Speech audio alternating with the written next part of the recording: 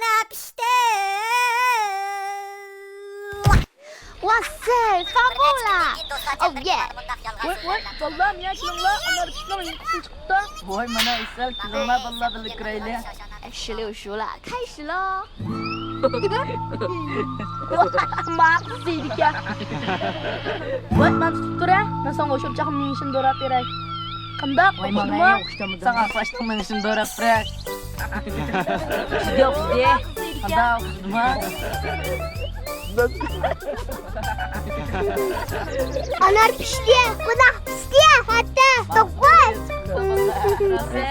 Allah'ın üşüme hey. Allah söyle bana. Karım karşıma bir gönderse ötmedi mi? Anar çıktı. Mert'e. Yankısınca mı var? Karabsam onu oturup manda tutsavatsın. Oturup ne yazılamsın. Bekler çıktı ha.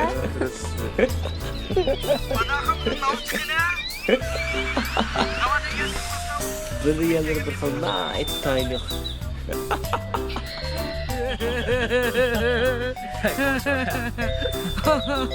从他没有，大陆没有，这个太好看了，太好了。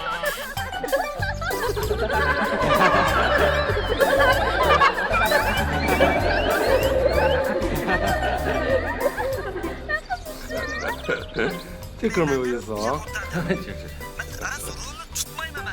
太可笑了，你看这个。 Otta sang otta. Ma mening mashinamda o'tamay, men tushib yomon bo'yda o'taman.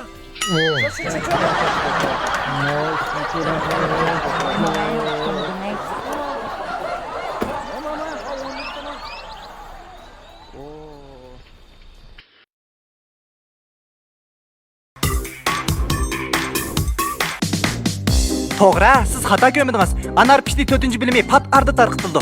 Anar pishtining tunji tarqitish supsi butunlay yangilandi. Kang ko'rmanlarning anar pishti munosabat fikrlardan har kuni bahramand bo'lish uchun anar ruhiy Uyg'urcha munosabat supsini ta'sis qildik. Kundidar supsida har kuni maxsus anar pishti to'g'risidagi qisqa filmlar, surat kelish jarayonidagi qiziqarli ko'rinishlar va munosabatlik eng yangi mazmunlar yo'llanib turadi. Anar ruhidan barcha oilalar inoqlik va xo'shallik uchun sut. Anar ruhi har millat kishilari zich uyushib ittifoqlashishining namoyandasi. Undidaringizda anar ruhi deb izlab qo'shib olsangiz bo'ladi. Tezroq qo'shib bilan qo'shmagan sizlik qildingiz.